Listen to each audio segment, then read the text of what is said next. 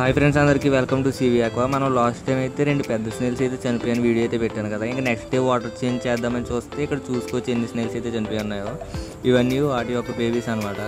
ఇంక ఈ వాటర్ కూడా చాలా డర్టీగా అయితే తయారవని. నాకు తెలిసి ఒక 50% స్నేల్స్ అయితే అన్నీ చనిపోయినాయి నా దగ్గర.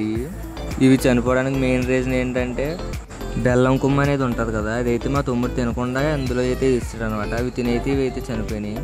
ఇంక ఈ పెద్దవి చనిపోయిన తర్వాత వాటర్ స్పాయిల్ అయితే మిగతావి కూడా అయితే చనిపోయాయి అనమాట. స్మెల్ అయితే మామూలుగా లేదు. ఇవన్నీ క్లీన్ చేసేటప్పటికి అయితే మొత్తం తడిసిపోయాను అనమాట.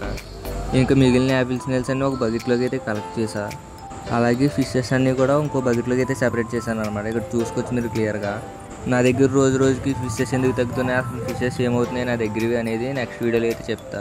మీరు ఇక్కడ వరకు వీడియో చూసారంటే ఈ వీడియో నచ్చిందని అయితే అనుకుంటున్నా. ఇంకా ఎవరైనా సబ్స్క్రైబ్ చేయకపోతే ప్లీజ్ సబ్స్క్రైబ్ అయితే చేసుకోండి.